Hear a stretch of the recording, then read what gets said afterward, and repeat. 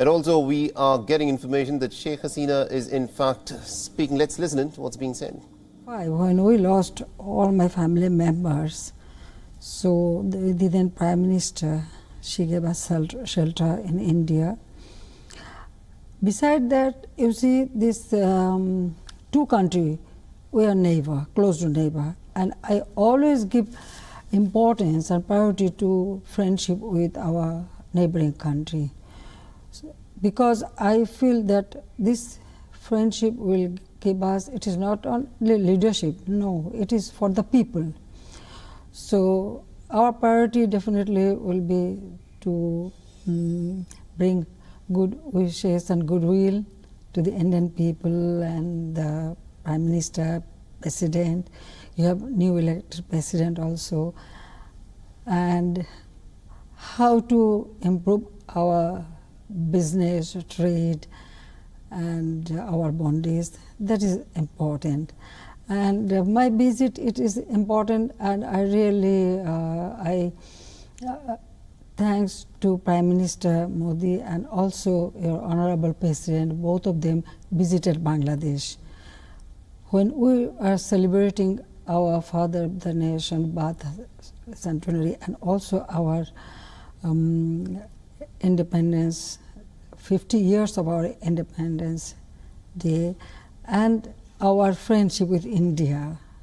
India recognized Bangladesh early one, so that bondage, I think that is our main priority, that their visit at such a time, even that time there was a COVID-19, but this pandemic, but beside that, both of them honor us, honor our people, and that visit really gave us a tremendous, Ma'am, you spoke about trade relations between the two countries. India is the second largest trading partner. That makes it a little sensitive issue for many Indians who feel that, oh, we should be the largest trading partner of Bangladesh. But you are sandwiched between, you're a smaller nation sandwiched between these two giants, if I may say, India and China. And I'm sure you're asked this many times by the Western media, that how do you balance the relationship? Our foreign policy is very clear. Friendship to all, malice to none, which my father of the nation, Bangabandhu Sheikh Mujibur Rahman, he uttered this in his address in UNO, and we follow his ideology. And my point is that we should focus on our people, how to give them a better life, how to improve their life. And I always saying that we have only one enemy, that is poverty. So let us work together how to eradicate poverty, how to keep our people from South Asia and also China, India, everywhere where there is the downtrodden people, we should ensure them a better life, fulfill their basic needs. And I always feel that, yes, if there is any problem, it is between China and India. But I don't want to poke my nose to that. I want development of my country. And that's because India is our just next door neighbor. We have very good relationship. We had many bilateral, many problems is true, but we solved many problems. You know that sharing of Ganges water, then our land boundary, maritime boundary, then we had refugees in India for 2 decades. I brought them back, settled them down when I signed Chittagong Hill Tracts Peace Accord. So that way, and also, which is very, very important, I feel that exchanging the enclave, this is very, very important. Many countries, they just fight between themselves, but we didn't do it. With a friendly gesture, we solved this land boundary and also exchanged our enclaves. And I really thanks to all the members of the parliament and Indian government that they could move passed forward in this, yes, they passed that law, and we could have solved it. So it's yes, many people, especially Western world, they always ask me this question. But my point is, both India and China, I feel that we shouldn't fight. We should, if there is any problem with neighboring country, it can be solved bilaterally. That is very, very important. Yes, when you are living just side by side, some problem will come up or remain, or you can solve it. So yes, still we have little bit, issues. Yes. issues. But I think that we will continue our dialogue, and we should solve ourselves. And for our development, we need cooperation from any country who offer us, which is, of course, which is suitable for our country. So that way. Okay. Ma'am, for Prime Minister Modi, his neighborhood first policy and the Look East, Act East policies, now these two are very integral to the foreign policy. Recently, the Indian External Affairs Minister was here, and you offered the Chittagong port. Do you see more connectivity happening, more robust connectivity happening in this region between India and the northeast of India and Bangladesh via the Chittagong port? As you know that during my first tenure, I opened my door, the bus service started. Bajpayee was in Prime Minister, that first we started, and gradually then this connectivity we started. Now we have Chittagong port and Mongla port. I think 2018 we signed the agreement and we started it, and now it is materializing. So that will give India an opportunity for their export, import, as well as Bangladesh will be also beneficiary. And not only that, I also offer Chittagong airport. They can use, even we have our Sylhet airport. Both airports are international airports, and I am developing another airport, that is Sohitpur airport. The Sohitpur airport, that will be a regional airport, I declare that. So anybody, it's not only India, Nepal, Bhutan, all the countries, they can use my port, airports. Yeah, ma'am, you worked ceaselessly, tirelessly for the economic upliftment of your people, especially in the rural areas.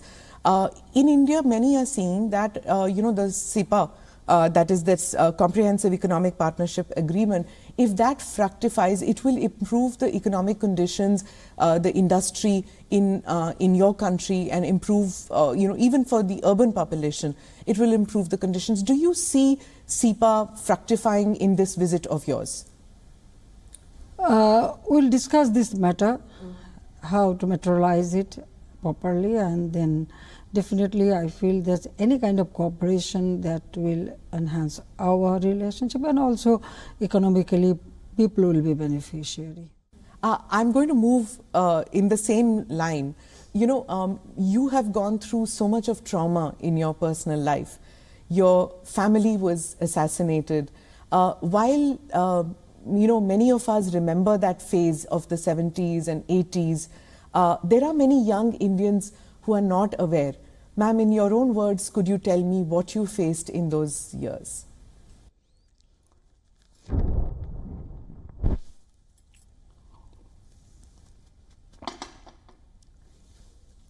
1971, when war started, my father was arrested. My mother was in custody, me too, and I was expecting my first baby. But I thanks to India government, India people, Indian, they supported our, War of Independence. War of Liberation. They not only supported War of Liberation, also they gave shelter our refugees all. Then comes 1975. It was so suddenly it happened. Only 15 days ago, my sister and myself, we left the country. I went to Germany, where my husband, he was the nuclear scientist. He was doing his post-PhD research there.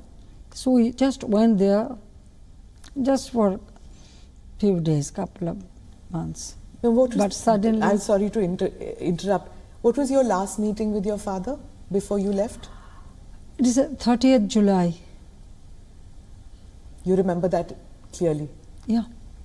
Your mother and father? Mother, father, everybody. I was to, as because my husband was abroad, so I used to live in the same house. So that day, everybody was there. My father, mother, my three brothers, two newly wedded sister-in-laws. Everybody was there. So all of siblings and their, spouse, they came to the airport to see us off, and we met father and mother. That was the last day. Yeah. Then 15th August in the morning, we heard this news, but we couldn't believe it. It was really unbelievable that any Bengali could do it. And still we didn't know what really happened. Only there was a coup, and then we heard that my father was assassinated, but we didn't know that all the family members were, they were assassinated. But that time, Mrs. Gandhi immediately sent information that she wanted to give us, security and shelter. So we received, especially from Marshal Tito from Yugoslavia and Mrs. Gandhi, and we decided to come back here because we had in our mind that if we go to Delhi, from Delhi we will be able to go back to our country, and then we will be able to know how many members of family still alive. How do you cope with that, ma'am, to know that your entire family is wiped out? It's a very difficult time. When I heard this news, the ambassador, Germany, Mr. Humayun Rashid Chaudhry, he called me alone and then he told me. For a few moments I didn't know where I was, how, but I thought about my sister. She is 10 years younger than me, so actually I thought how she will take it. It is so difficult for her. Then when we returned to Delhi, at first they put us in a house with all security because they are also worried about us. Did you feel that you could be a target at that stage? There was news like this because those who killed our parents after their attack 3 houses at a time. To find you? No, to kill members, like my father's sister, 2 sisters' house, and they killed family members simultaneously.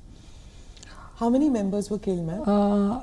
Almost 18 members, and some, mostly my relatives, and then some maid servant and their children, there were some guests, my uncle. So it was to see that nobody from Bangabandhu's family ever comes back to power, right? Exactly. My younger brother was only 10 years old, so they didn't spare him too. So when we returned Delhi, it was perhaps 24th August. Then I met Prime Minister Mrs. Gandhi. She called us, and so there we came to know that nobody is alive. Then she made all the arrangements for us, a job for my husband, and this Bandara Road house. We stayed there. So first 2-3 years actually, it was so difficult to accept this. My children, my son was only 4 years old, and my daughter, she's younger than him. Both of them used to cry to go to my mother, my father, and they used to remember my younger brother mostly. So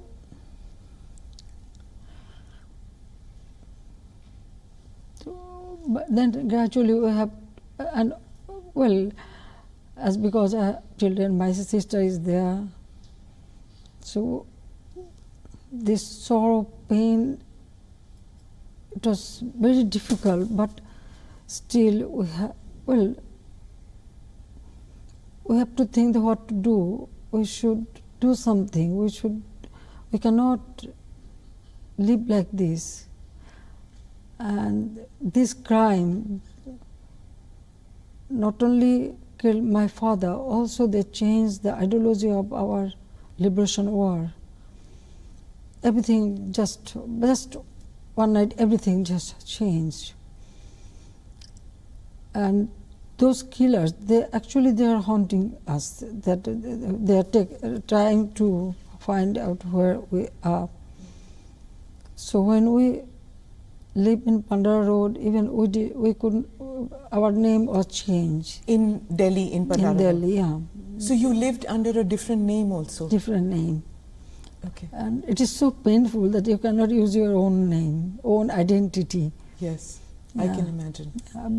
Because of the security purpose, they did not allow us. So nobody from Bangladesh came to meet you in those years? At the beginning, almost all, because of all my family members, those they were not allowed to come. Well, those who survived, and within this, like my auntie and my two cousin sisters and one brother, they got bullet shot, so they got treatment, and after that most of them, they just went to Calcutta. But first 2 3 years we couldn't meet anybody. You were in India from 75 to 81. 81. It is many say that people came to you and said you should come, and they kept asking you to lead the Awami League and to come back to India, come back to Bangladesh, but you were hesitant. You didn't want to get into politics at that stage. It was too traumatic. No, actually, what happened? Almost all the members, those who betrayed, beside that, other were arrested, and then you know what happened. There was another coup in 3rd November. So then many of our leaders were assassinated. So at the beginning, nobody was allowed to come to us. Then gradually, my two auntie, they were there. Gradually, they started allowing them to come to Delhi, or once I went to Calcutta. Was there any doubt like that you didn't want to get into? You didn't want to come back? No, not that. Too many memories of Dhaka? I want to come back. Definitely, I want to come. I wanted to come back to my country. Definitely, but taking responsibility of party, such a big party, I never thought about it. But when I was in London, that time I took initiative to organize our political party. I used to travel a lot in different, and then our organization,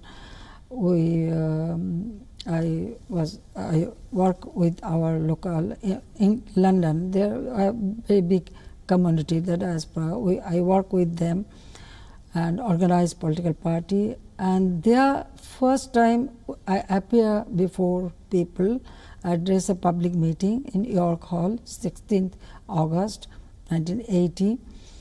There we demanded the trial of the killers. And 79, my sister, she went to Sweden. There, our ambassador, he didn't join government, he resigned, and he organized a meeting demanding the trial of the killer. So there she attended, and in 80 I addressed. But I never thought to take any post or position, but definitely for democracy, for rule of law, and for trial of these killers, I was very vocal. To bring them to justice. Yeah, Yes. to bring them to justice, to bring them to book, so that the trial should take place, because there was a immunity to them. There was the indemnity ordinance they issued, so you cannot demand or file any case against the killer. Killers got all type of facilities and immunity. This is very unlawful. The killer, and they killed, it's open, and they claim that yes, they committed this crime. They very vocal they were, because they thought they are very powerful. So I started Yes, this justice movement, and also many member of parliaments I met in British Parliament. So we demanded for justice. Also we set up a commission, Sean McBride, Nobel laureate, Sir Thomas Williams, QC MP, all together we set up a commission, and through that commission we demanded that the investigation should take place. So from that commission, Sir Thomas Williams, visa to come to Bangladesh, but the then military dictator didn't give any visa, didn't allow him to come to Bangladesh and investigate the killing. So that was the situation, and you can understand, on one hand we lost everybody, and other hand I cannot ask for justice. Justice was denied. So that was the situation that time. Then again I returned to Delhi, end of 80 or 81. 81. Huh. Then 81, when I returned to Delhi, in 80s I returned. Then Awami League had conference, and that time they, in my absentia, they declared me as the president of the party. Ma'am, I'll steer the conversation a little bit to geostrategic issues in our region. You are well aware of what happened in Sri Lanka, and there are many observers who say that Bangladesh should guard itself from similar situation, whether it's a Chinese death trap or whatever. Do you see any parallels that the challenges that Bangladesh could face? No, not exactly, no. Because our economy still, it is very strong, though we face this COVID-19 pandemic, now the Ukraine-Russia war, that has its effect here. But in a debt rate, Bangladesh always pay timely all the debts, so our debt rate is very low in context of Sri Lanka. Then our economy trajectory and the development, it is very, that means very calculatively we prepared and we take the plan. So because it is very calculative way we are developing, I feel that we will not face the similar situation. Not only that, in a policy matter, the moment pandemic started, COVID-19, I call upon our people, and also we provided all kind of support and inputs up to the village level, and also encourage our people to grow more food item, as much as food they can grow. I always supported them that what you should do, you should grow your food so that we should not depend on others. WION is now available in your country. Download the app now and get all the news on the move.